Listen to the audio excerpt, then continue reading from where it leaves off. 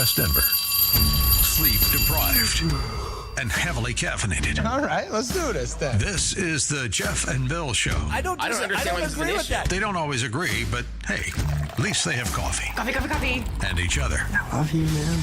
God help us. I want to bless him. We need all the help we can get. Now here's Jeff Hunt and Bill Thorpe. The Jeff and Bill Show on News Talk 710 KNUS.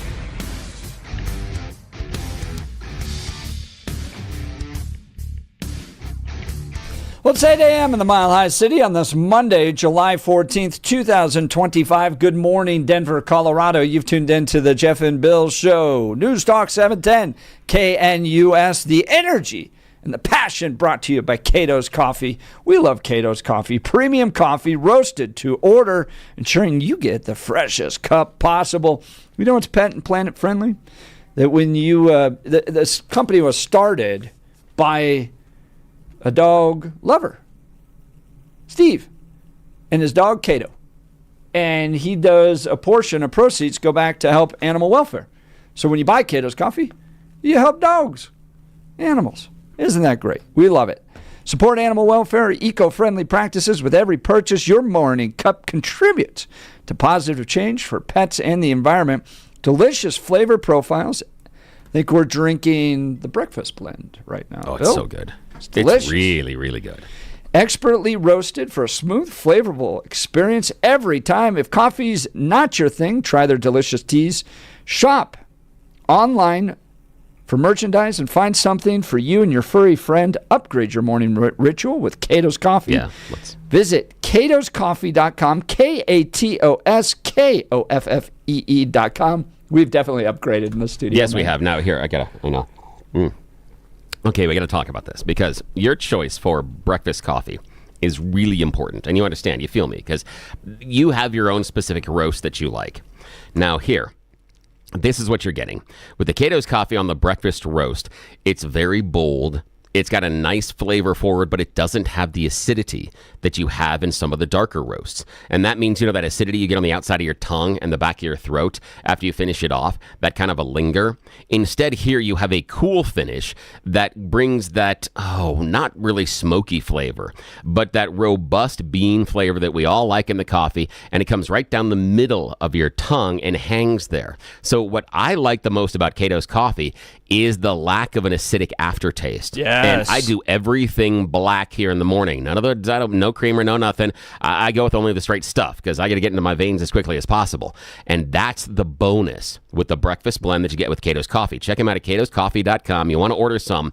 It finishes off fantastic and you don't have any of that acidity. Sometimes, you know how this is. You have that coffee, and I'm having some right now, and you have some, and then you have that lingering acidity in the back of your mouth and the side of your throat. And so the only way to clear that is another sip of the coffee. With this, it finishes off smooth. It's not overpowering, and it's going to complement anything you have inside of your breakfast menu. Even just if you're rolling down the road or you're just sitting there in the office. Again, this is a great way to start your day. The thing that I like the most about the Cato's Coffee and the breakfast blend is it finishes very, very smooth. None of the acidity of the darker blends. Later in the day, I'll go the dark blend. Right now, the breakfast, this is the best one. Best way to start your day. Man, speaking of that, we are starting our day with Scott Jennings. Great conversation. And we're going to talk with Danielle Jurinsky here in just a second. But Cato's Coffee, get the caffeine flowing, KATOSKOFFEE.com. You can use the code Jeff and Bill 10 at checkout for a 10% discount on your order. Jeff and Bill 10, no spaces, save 10%. Cato's Coffee, and support pups. It's what we like. All right, let's go back to the phone lines. Marcus, Aurora. Good morning, Marcus. You're on with Jeff and Bill. Hey guys, it's always good talking to you. Likewise. I'd rather watch soccer than golf. Okay, I can take that one. That's true. Most golf is just nap very true. background for men on Saturdays. But one thing I noticed, in a lot of the younger people are getting on Medicaid, and it just blows me away. In their 30s and up. And so that's all I wanted to say. Yeah, I haven't Now, heard why do you think that. it is, Marcus? Why do you feel that is? I don't understand it because we were taught to work, and succeed and everything. Maybe they need a little extra income, but, it doesn't pay that much on Medicaid, so I just don't get it. Yeah, I think the thing is that the reason that they're qualifying, and I understand there's a lot of, again, we have somewhere around 30% of the people that aren't necessarily disabled, et cetera, that receive Medicaid. But many of them qualify because in some parts they don't make enough money. That's part of it, is that some of these subsidies, and I'm not saying that all of them, but some of them are because that the employer that they have doesn't pay them enough or doesn't give them 40 hours a week. And even if you have, you could be working 40 hours a week, but if they're both 20-hour jobs, neither one of those offers you health care.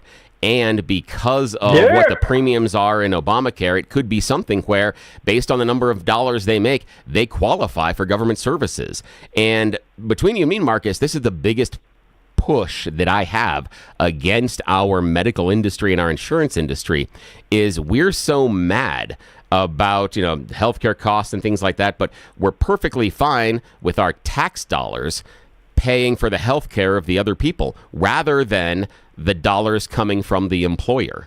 That's the thing that I don't understand in our function, that it should be the employer, in my mind, picking that up, not you and I picking up their healthcare. And that's true, Billy. It's like Walmart. You make sense. Well, I appreciate the call, Marcus. Marcus from Aurora, thanks, joining us. Great to hear from you. And clip that, Bill. Marcus saying, you make sense. That's, I have to play that over and over when my wife's talking to me. It's like, stop that. I tried to explain something to her yesterday, and she's like, I don't understand. And she looked at someone else in the house. Do you understand what he said? Yeah, I think I understand it. Okay, good. I'll follow you. Yeah, so I understand. I'm confusing at times. All right, now it's time for News and Comment with Mr. Blake Olson.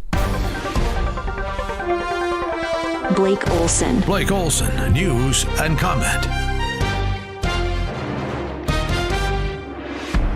Hey, good morning. It's Monday, 74 and partly cloudy in Denver with the fellas back. Beautiful outside, expecting a high of 93 today. This portion of the news sponsored by Pastor Camp Heating and Air Conditioning at 303-777-1234 to learn more about special savings opportunities on Lennox equipment. Our top story. Good morning. I love this enthusiasm. I hope I'm as excited as you are about launching this show. This is amazing. The great Scott Jennings on with Jeff and Billy last hour. He makes CNN watchable now with Salem and on KNUS. First show today. He says the Dems have two big problems. Let's see. TDS and Shanae. And they reflexively oppose it. It's killing their brand. So that's problem A. Problem B is that the energy in their party is centered on these radicals. Jasmine Crockett might as well be the head of the Democratic Party. She's the most visible Democrat in America. And she's a radical, and she's ridiculous, and it's hurting every Democrat on every ballot in every state. They've nominated a socialist, communist, Marxist for mayor in New York City.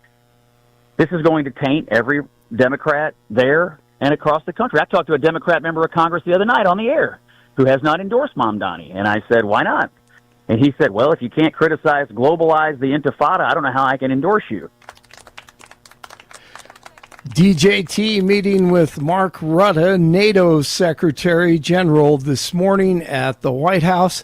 And I'm sure Scott will have more on that today on his show right here on Salem and KNUS. One person is dead and several others seriously injured from a crash involving a shuttle bus in Denver. A witness tells 9 News 3 people were ejected. The bus was turning left when a truck hit them and spun multiple times. It happened Sunday at Tower and 81st Street near Canopy Airport parking. 47 talking Dan Bongino on Sunday. Oh, I think so. I did. I spoke to him today. Dan Bongino, very good guy. I've known him a long time. I've done his show many, many times. And he sounded terrific, actually. No, I think he's in good shape. So Bongino is good after taking the day off Friday, it looks like, at least for now. Cash and Bondi in place. And according to the Daily Mail, Ghislaine Maxwell is ready to tell the American people the truth about Epstein's client list before Congress. A source told the outlet Maxwell is happy to sit before Congress and tell her story. Well, this may be the big story of the week. John Solomon says the DOJ and FBI working on a massive case against the deep state. And I think next week, over the next 10 days, the base who's been wondering, where's all that accountability? They're going to get some big surprises over the next week concerning where the conspiracy began a few weeks before Crossfire Hurricane was open and when it ended, all the way in 2024, when they were still trying to pursue Donald Trump to keep him from winning the presidency. There's a big case that's been built by the Justice Department and the FBI. It's been masked by a lot of this infighting and drama and soap opera stuff, but the truth of the matter is MAGA base Americans are going to be happy when they see where this is all heading in the next few weeks. A shooting spree in Lexington, Kentucky has left 3 people dead and 3 injured. Authorities identified Guy House as the suspect who shot and wounded a Kentucky State Police trooper at Bluegrass Airport on Sunday morning. House fled the scene and was tracked to an area near Richmond Road Baptist Church, where he fired off several shots on the church property, killing 2 women. 2 others were injured and hospitalized as police shot and killed House. Arizona Governor Katie Hobbs calling for an investigation into a wildfire at the north rim of the Grand Canyon. The Dragon Bravo fire has scorched tens of thousands of acres since lightning started the flames on Independence Day. Evacuation orders have been lifted after several vegetation fires in Douglas County. The fires were reported near Louvers just after 2 o'clock on Sunday. Home Run Derby tonight in Atlanta, All-Star Game festivities. 70 in Golden, 72 in Arvada, 74 in Denver. Jeff and Billy are back, and they continue. Almost lost a finger or two over the course of our vacation, thanks to a circular saw. Sharpest blades in town. Here they come again. Blake Olson, News Talk 710 KNUS. The week will start off with warm temperatures, partly cloudy skies, and afternoon and evening thunderstorms will likely reach to the low to mid-90s today, low to mid-90s Tuesday, lows tonight and tomorrow night 60s with afternoon and evening widely scattered thunderstorms. A cooling trend, highs will just be 80s Wednesday and Thursday, and a cold front will bring a very good chance of showers and storms. Weather is a service of L&L Heating and Air Conditioning. For quick, trustworthy, and dependable service, call L&L Heating and Air Conditioning at 720-851-1691. Visit them online at bestdenverhvac.com. That's bestdenverhvac.com. You'll be comfortable with L&L. Meteorologist Don Day in the 710 KNUS Weather Center.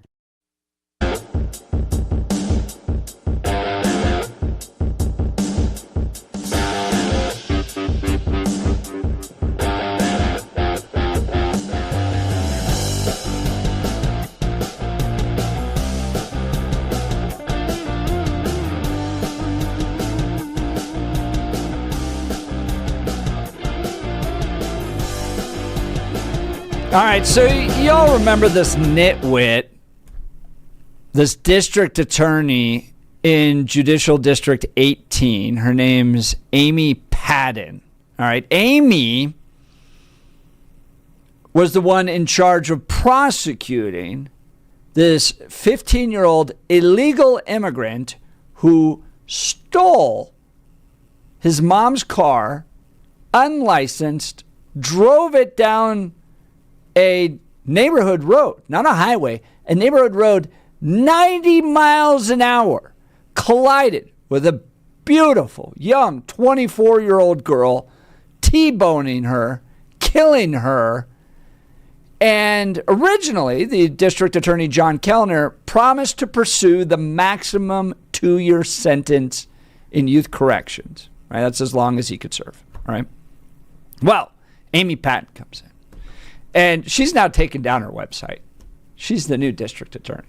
Because her website's full of progressive fluff about restorative justice. Well, she lets the guy out on probation. Well, fortunately, ICE swings in, picks up the guy, and he's going to be heading out. A little bit of justice.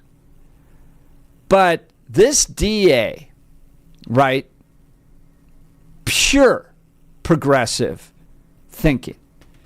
She says about this case, it's our shared responsibility to collaborate on solutions that enhance public safety and ensure that those who commit crimes are held accountable. And we need to find ways to bring about restorative justice. We're talking about kids, she says, whose brains are not fully developed until they're 25. The juvenile system, the way it works in Colorado, we really need to help them rehabilitate and make sure we don't turn them into adult offenders. Well, I'm not having any of it. I know our listeners aren't having any of it. And City Councilwoman in the city of Aurora, Danielle Jurinsky, is not having any more of it either. Is leading a recall effort against this District Attorney, Amy Padden. And joining us to give us some insight is Danielle Jurinsky, always a firecracker. Love to have her on. Good morning, Danielle. Thanks for joining the Jeff and Bill Show. Good morning. Good morning, gentlemen. Thanks for having me. All right, so you want to see this DA out of here. Why is that? Oh, well, several reasons. They just keep piling on. Matter of fact, you just saw recently in the news with this Solomon Galligan, I believe is the name. But started out with Amy Padden. At the tail end of my debacle with Robin Nicetta. And, you know, this was now the fake medical records.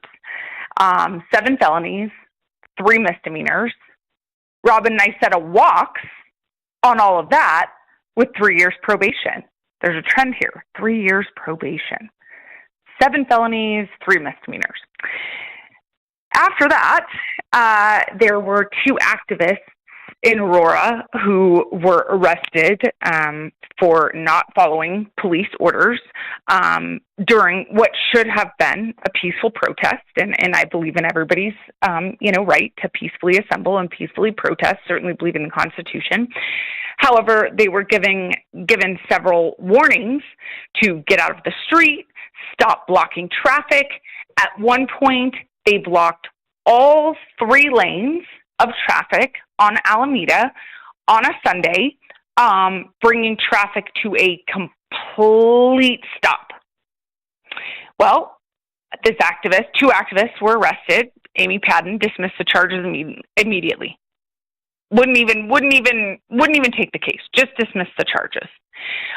There's another Aurora activist who essentially stalked an Aurora police officer, followed him through City Hall, followed him into a private meeting in City Hall. He was arrested.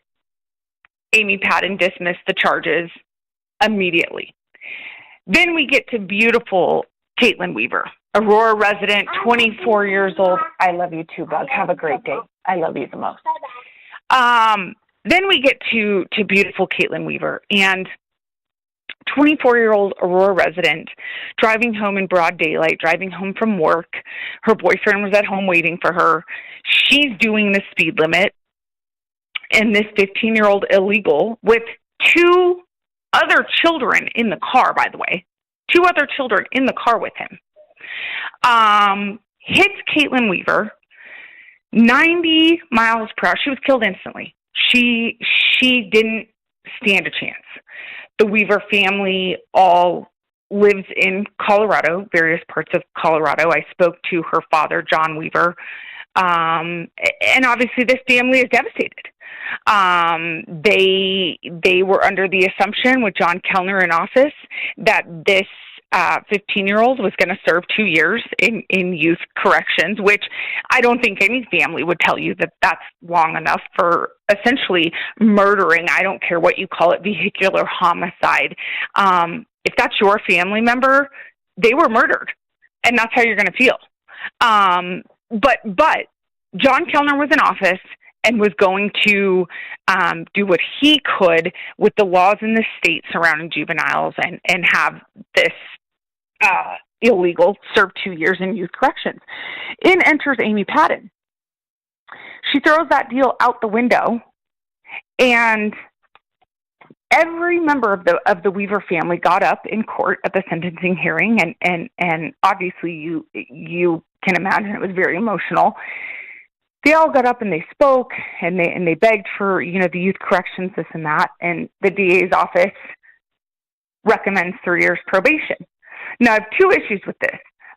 One is the DA's office, the other is the judge, and I will deal with the judge separately.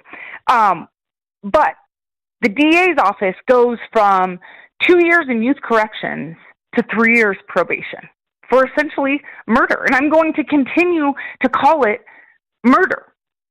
Then you're seeing all over national headlines now, this Solomon Gallagher attempted to kidnap a child from Black Forest Hills Elementary in Aurora, Colorado. This person is a transgender individual, was a woman who started taking hormones, I think, back in 2011 to become a man. Tried to kidnap this child. This isn't the first time that this individual has been found unfit to stand trial for their crimes. So this individual continues to get released back into the streets. One thing that's really disturbing me at the state level, House Bill, I have it right here in front of me. It was just passed last bill, House Bill 24-1034 states that if a person is unable to stand trial, the act sets forth the circumstances when a court has to dismiss the defendant's case. So Amy Padden has to dismiss these charges against Solomon. Well, I spoke to John Kellner yesterday, and in fact, I pulled up an opinion piece that bipartisan piece. Several DAs got together and wrote this piece in the Denver Gazette. And what Amy Padden does have the authority to do is hold Solomon in the state mental health hospital for as long as what the sentence would have been, in hopes to gain competency to stand trial. But instead, Amy Padden is just going to dismiss the charges and release this cretin back into the city of Aurora. So for all of those reasons, I have formed a committee, and we are well underway. It will be launched this week. There will be a press conference held, and I am not going to sleep. I have 60 days to gather 75,000 signatures out of Arapahoe County. I won't sleep until I gather every one of those signatures. That's Danielle Jurinsky. She's a city councilwoman for the city of Aurora, leading the effort to recall Amy Padden, the district attorney of Arapahoe County, that's the 18th Judicial District, for her failure to prosecute criminals and to continue to release them over and over again back into the community. The question I have, Danielle, though, is this seems to be exactly what Amy advocated for when she ran for office. I pulled up her website that she now has conveniently taken down, but I have found ways to bring it back. She talks about reducing over-incarceration. Prison is not the only option available when the state seeks justice for victims and addresses criminal behavior. As a prosecutor with experiences in diversion programs and problem-solving courts, Amy knows that alternatives to incarceration are sometimes more effective to rehabilitate offenders, particularly for those with mental health and substance abuse issues, and can ensure better outcomes for both victims and communities. So she thinks that those with mental health issues shouldn't be put away. She also writes she wants to protect vulnerable populations. Arapahoe County is a vibrant and diverse community, and all residents deserve to feel heard, respected, and protected by our courts. Amy will ensure that everyone in our district receives equal protection in her office. And then most importantly, she wants to address systemic inequities The 18th Judicial District is the most diverse district in the state, and recent events have further exposed the racial inequities inherent in our criminal justice system, as well as the need for true criminal justice reform. I mean, in both these cases we're talking about, Danielle, one of the perpetrators, an illegal immigrant, the other perpetrator, someone who's not white. Isn't she just doing what she was elected? She's addressing systemic inequities. Danielle Jurinsky, your thoughts? Well, my thoughts are, instead of being a prosecutor, she ought to go be a public defender. I can't even believe she ran to be the DA because she's not a prosecutor. She cares more about the criminals than she does the victims. And I'll tell you where the systemic inequities lie. The systemic inequities lie in the treatment of victims, in the justice for victims, in the Arapahoe County DHS system. That's where these systemic inequities lie. So if Amy would like some direction on where to actually look for these systemic inequities, I'm happy to show her. In fact, I confronted her face to face at the Aurora State of the City event. I let her know exactly how I felt about her. As you all can imagine, I don't stay silent often. I let her know face to face how I feel about her, and I let her know that this recall is coming. So that, Jeff, is probably why she's now trying to hide all of her progressive nature. And that brings another problem to the table, and that is nobody is looking at these candidates. People are looking at their ballots, and they're looking to see who has a D next to their name and who has an R next to their name. And what people don't understand, and I really believe this with my whole heart because I've met them. I have great conversations with these folks. The Blue Dog Democrats, right? The old school, the Kennedy era, they can't believe that their party doesn't exist anymore. But it doesn't. Because the people with the D next to their name, go research these people. Go look at Amy Padden's website. They're socialist progressives, but they are getting into office simply because they have a D next to their name. Nobody is researching candidates. They are blindly voting who has a D and who has an R next to their name. And you're not voting for Democrats anymore. You are not voting for Democrats anymore. I can sit and I can work with a Democrat. I do.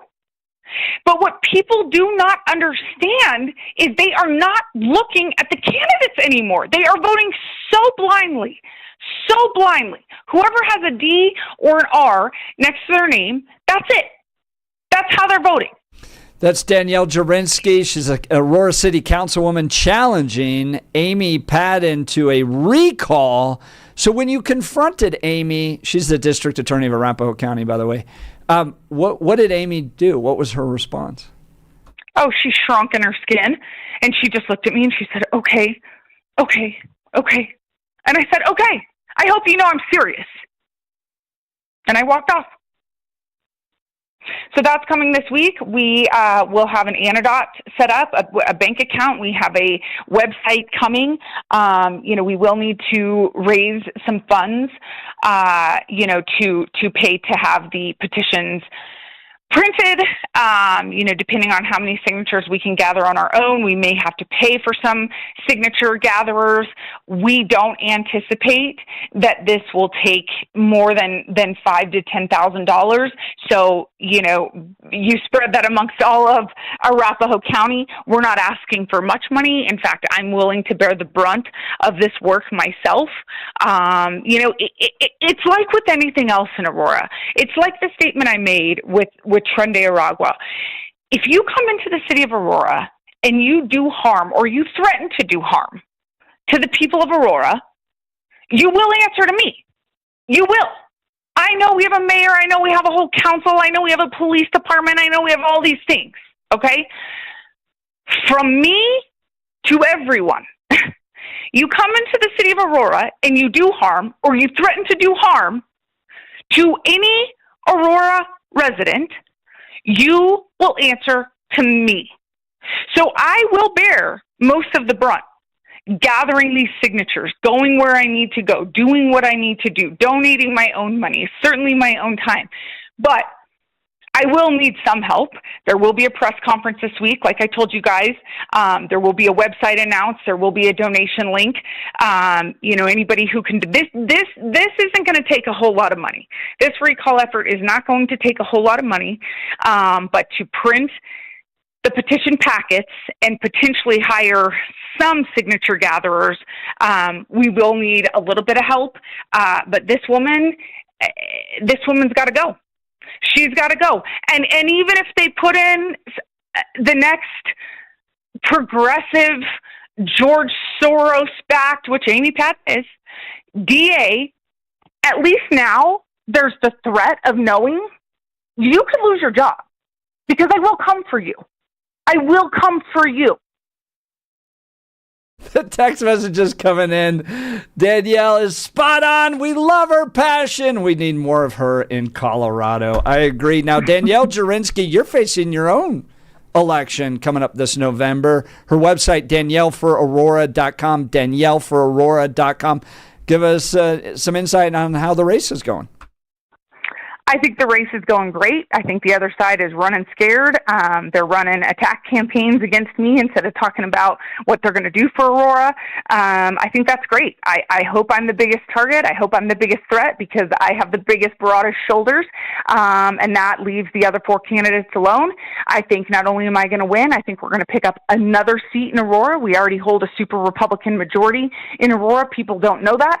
I think that we stand a chance to pick up another seat this November.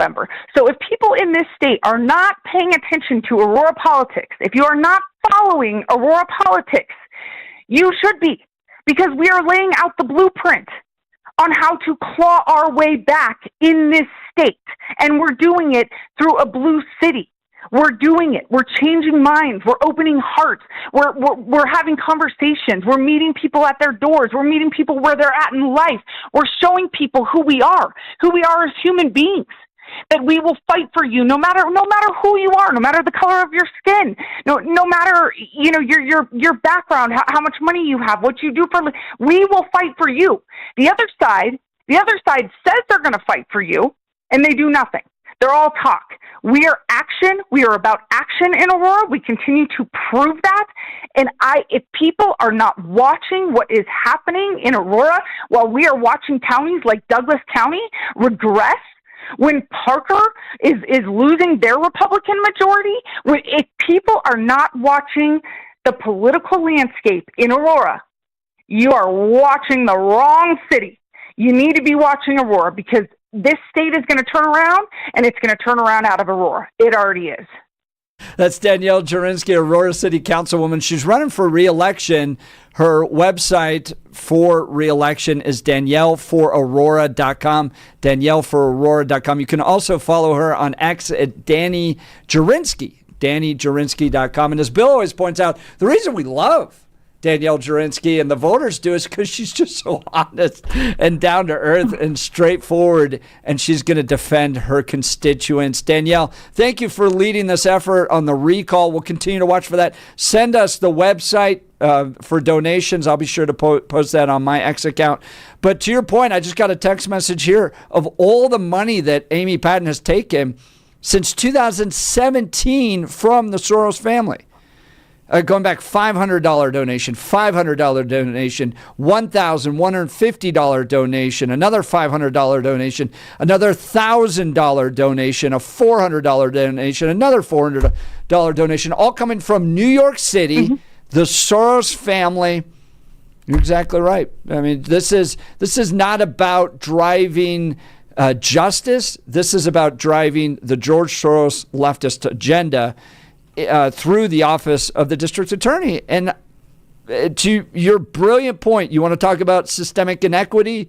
Look at how she's treating the victims of these crimes and putting her emphasis towards the criminals instead. Danielle, thank you so much for taking time to join the Jeff and Bill Show.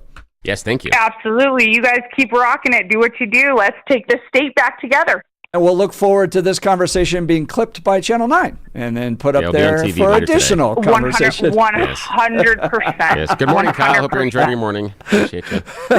No, my guess is that Kyle's going to try to ignore this entirely. Because go ahead. Do you guys want to do an over-under? Should we do an over-under to start raising money from a recall effort on whether or not 9 News even shows up to the press conference? Oh, God, Should we do an over-under? I don't think they will. I don't think they will. Bill, do you think they will? No, I don't think they will. I don't think there's any reason to. Yeah. They may run it. They may run a kind of a thing that crawl at the bottom, but that's about as close as they'll get to this one. No, this is what it's going to be. Aurora City Councilwoman makes further unhinged allegations without any evidence that 18th Judicial District Amy Padden is not doing her job correctly. That's what it'll just be. They'll just tag it as another figment of your imagination. That one. That will come from the governor. By the way, when you saw that New York Times headline that was basically like Danielle Jurinsky was right all along, that's what it should have said. What did you think? Well, obviously you can tell. I met with the New York Times reporter. I'm quoted in there. I sat down and I did an interview and I said, listen, my opinion of the New York Times is not very high. It's not great. And he said, look, at this point, we're about the truth. We've found some other victims, some migrants who were living in these buildings. I said, oh, the ones I was trying to protect? Okay. Well, so they laid it all out for me. And I said, you guys get one chance with me. One chance. So you better tell the truth. I didn't know what the headline was going to read, but I knew that this story was coming. And I thought, wow, when the New York Times pretty much writes a story that you were telling the truth the entire time, the whole time, that is it. I mean, that is it. That is the nail in the coffin for all the vindication that I ever needed. I mean, I've been vindicated 1,000 times over, but the New York Times to put that story out, that's huge. I mean, that's huge. And I say this with a smile on my face, and I shouldn't have a smile on my face. Jared Polis, some of these people have blood on their hands. But you know what? Once again, I proved that I did what I could to stand up for the people in Aurora. Now, again, these weren't all legal citizens, but believe you me, how many of them were asking me for plane tickets to go home, how they could self-deport, how they could get out of here. So I guess I need to clarify. If you are in the city of Aurora and someone tries to harm you, that person will answer to me. Donations can go to DanielleForAurora.com. DanielleForAurora.com. Thank you again. So much fun. Thank you.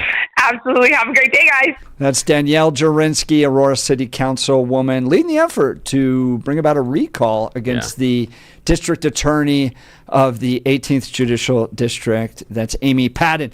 Does she deserve to be recalled? I appreciate the fact that Danielle came with some receipts larger than just the Caitlin Weaver case. Now, we talked about the Caitlin Weaver case, and she did go back. She didn't sit here and go through an entire dissertation, but she did go back to at least two other instances, one of which directly involves her case, where Robin Nicetta was convicted of 7 felonies and 3 misdemeanors, and she accurately pointed out that this office of the district attorney said probation was eligible. So again, remember that this is the Caitlin Weaver case where the woman is killed by the underage driver.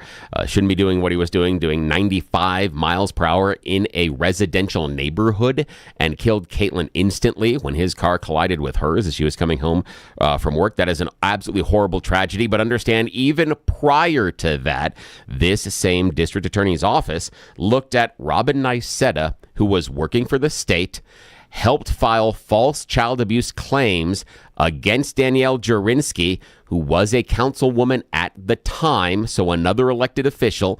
This city official created a false set of circumstances and tried to have Danielle's child taken from her. For doing that, Robin Nicetta was convicted of 7 felonies and 3 misdemeanors, and the DA's office gave probation, wanted probation on that. 7 felonies for trying to file false charges of child abuse intentionally to get someone's child taken from them. And this district attorney's office felt that was probation eligible. And then later on, when a young woman is killed in a horrific, tragic vehicular homicide, that also, according to the same DA's office, should be probation eligible. Danielle's got a point. She's got a point. I agree. The one question I have, though, is this seems pretty laid out on Amy Padden's website. Yeah. She was going to be weak on crime. Like, literally, Amy Padden, weak on crime. Yeah. And she does that through lots of other fluffy language about restorative justice and systemic inequities and all that other stuff. So my question is, all right, they duly elected this nitwit to become district attorney. You can just not elect her. Does she deserve to be recalled when she's literally delivering on what she said? Yeah, and Amy Padden and Danielle Jurinsky was talking about the idea that people are just voting D or R most of the time, and that you need to look and vote the person, which is something that I try to do quite often. But do we turn this knife this early? Yeah, let's do this. Okay, I think the question that Danielle leads into that is awkward and uncomfortable is, if you agree with Councilwoman Jurinsky that people are just rolling down the ballot and looking at voting either Democrat or Republican regardless of person, and that's what's putting these Democrats in office. Yep. What does that say about the position of the Republican Party in Colorado?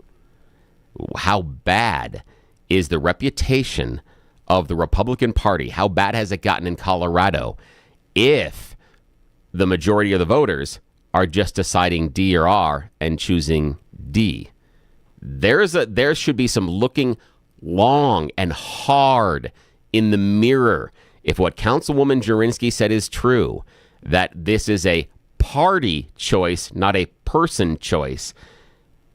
Then the Colorado Republican Party, in my mind, has more to answer for than I blame them for. They're in a worse position than I thought. Give us a call. Phone lines are open, 303-696-1971. Text us at 720-819-5115. That's the Dan Caplis Law text line, 720-819-5115. You're listening to The Jeff and Bill Show. This is Denver's Talk Leader, News Talk 710.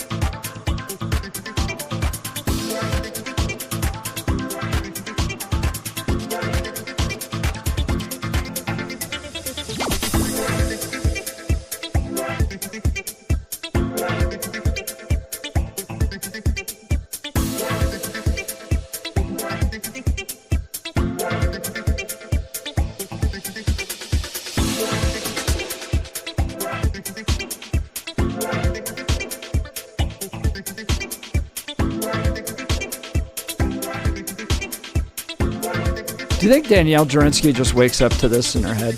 Possibly. But did you see that our Enter Sandman. But did you see that what is it? The Defense Department got a cease and desist notice from Metallica.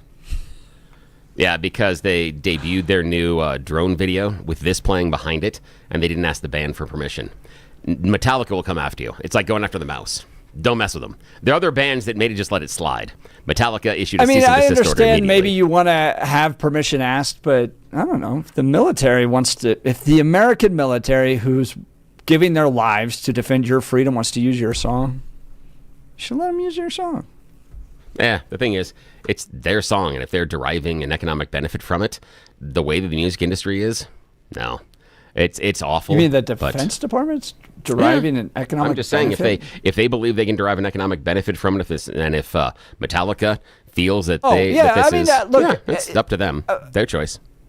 Yeah, Defense Department should ask. Yeah. Defense Department should pay. Yes. And Metallica should agree. Well, but the problem is they didn't ask, nor did they offer to pay first. So that's just it. They didn't make the phone call. That's the issue. They didn't make the phone call. Make the phone call first. Phone lines are open. Danielle Jurinsky is ready to recall the district attorney of Arapahoe County, this nitwit, and that's I'm always going to use that, Amy Padden, nitwit, because she is. She should have on her website, Amy Padden, nitwit, soft on crime. Don't be a prosecutor. Go be a defense attorney. When you get these systemic inequities, soft on crime, restorative justice, district attorneys. Yeah, there is a systemic inequity. I thought that was the best line of Danielle Jurinsky's entire interview. Yeah, there is a systemic inequity. It's the inequity of the victims who have to deal with your stupid decisions to put criminals back on the streets. That is the line of the day. It was great. Well, join the conversation, 303-696-1971. Text us on the Dan Campos Law Text line at 720-819-5115. You're listening to The Jeff and Bill Show. This is Denver's Talk Leader, News Talk 710 KNUS.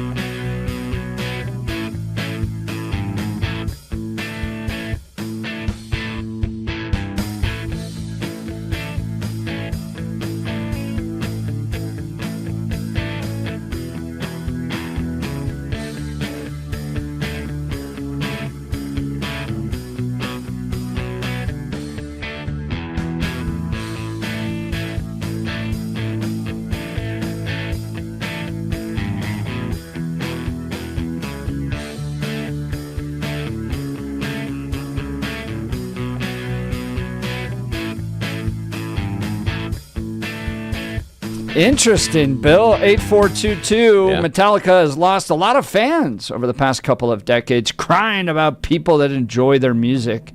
They alienated a lot of their original fans with all their Napster stuff. Were they the big fighters? They were the big fighters against Napster. Honestly, I would disagree with that. I don't think they alienated a lot of their fans. In fact, they have been proven right. Lars Ulrich was proven right that Napster did exactly what he said was going to happen. And I would disagree that Metallica has lost a lot of their fans. They just set an attendance record here at Mile High over the course of the concerts. They beat Taylor Swift. They have on their M72 World Tour right now, they've been breaking the attendance records set by Taylor Swift just earlier in the year.